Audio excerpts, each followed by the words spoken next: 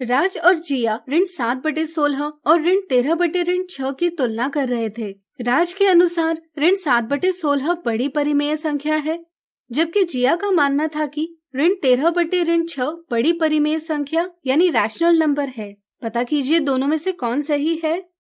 यहाँ ऋण 7/16 और ऋण 13/6 की तुलना के आधार पर हम पता कर सकते हैं कि राज और जिया दोनों में से कौन सही है। तो आइए इनकी तुलना करें। सबसे पहले हम दोनों परिमेय संख्याओं के हरों को धनात्मक पूर्णांकों यानी पॉजिटिव इंटीजर्स में परिवर्तित करेंगे, जिससे कि हम पता कर पाएं कि परिमेय संख्या धनात्मक है या ऋणात्मक है। यहाँ ऋण 7/16 का हर पहले से धनात्मक पूर्णांक है, लेकिन ऋण 13/6 का हर एक धनात्मक पूर्णांक नहीं है। क्या आप बता सकते हैं इसे धनात्मक पूर्णांक में बदलने के लिए हमें क्या करना होगा? सोचिए। चलिए हम बताते हैं। हमें ऋण 13/6 के अंश और हर दोनों को ऋण 1 से गुणा करना होगा। ऋण 13 को ऋण 1 से गुणा करने पर हमें अंश प्राप्त होगा 13 और ऋण 6 को ऋण 1 से गुणा करने पर हमें हर प्राप्त होगा 6। इस तरह से हमें ऋण 13/6 की तुल्य परिमेय संख्या यानी इक्विवेलेंट रैशनल नंबर प्राप्त होगी 13/6।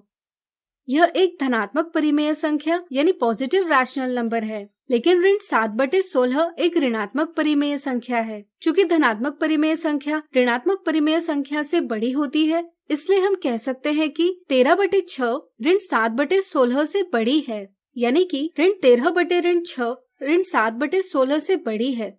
इससे यह पता चलता है कि जिया की समझ सही है।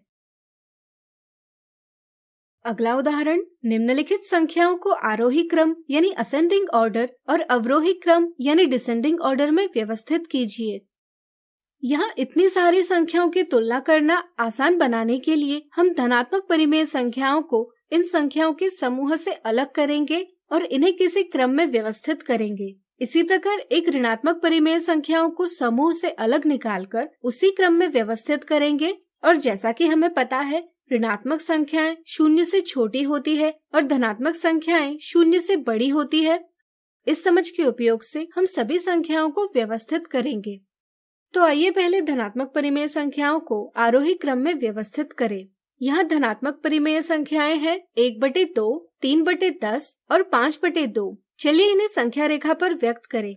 1/2 में अंश हर से छोटी संख्या है, इसलिए 1/2 का स्थान 0 से 1 के बीच की दूरी को 2 बराबर भागों में विभाजित कर इनमें से एक भाग लेकर दर्शाया जा सकता है।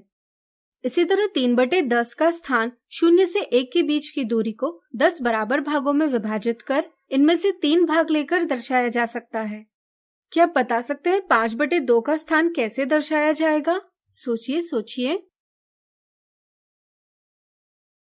बिल्कुल सही।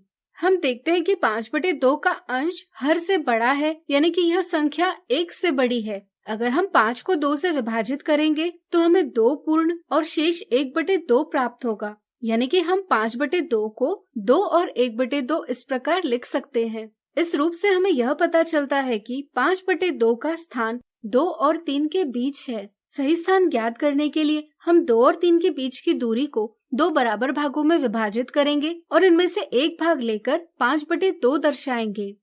अब इन तीनों संख्याओं के स्थान देखकर आपको क्या पता चलता है?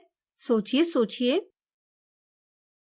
बिल्कुल सही। यहाँ सबसे दाईं ओर 5/2 है, इसलिए वह 1/2 और 3/10 से बड़ी संख्या है, जबकि 3/10 सबसे बाईं तरफ है, इसलिए वह 1/2 और 5/2 से छोटी संख्या है। अब हम इन संख्याओं को छोटी संख्या से बड़ी संख्या तक व्यवस्थित कर आरोही क्रम प्राप्त करते हैं। इसी प्रकार क्या आप ऋणात्मक परिमेय संख्याओं की तुलना कर इन्हें आरोही क्रम में व्यवस्थित कर पाएंगे? वीडियो रोककर प्रयास कीजिए। चलिए हम बताते हैं। यहाँ हम संख्या रेखा का उपयोग किए बिना तुलना करेंगे। जैसा कि आपको ज्ञात होगा, कोई भी पूर्णांक एक परिमेय संख्या ही होती है। जैसे यहाँ ऋण 2 को हम ऋण 2/1 इस प्रकार लिख सकते हैं। यह भी एक परिमेय संख्या ही है।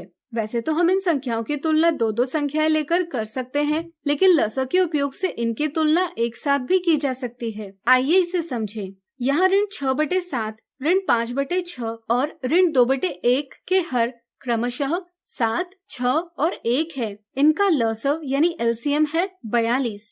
इसलिए हम तीनों परिमेय संख्याओं की तुल्य परिमेय संख्याएं ज्ञात करेंगे जिसका हर 42 हो। ऋण 6/7 के अंश और हर को 6 से गुणा करने पर हमें इसकी तुल्य परिमेय संख्या प्राप्त होगी ऋण 36/42।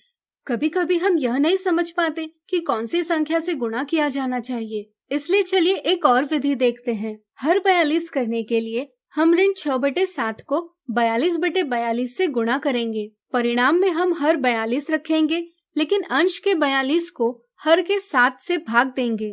42 को 7 से भाग देने पर परिणाम प्राप्त होगा 6। फिर हम ऋण 6 और 6 का गुणन कर परिणाम का अंश प्राप्त कर लेंगे ऋण 36। इस तरह से भी हमें ऋण 36/42 यह परिणाम प्राप्त होगा।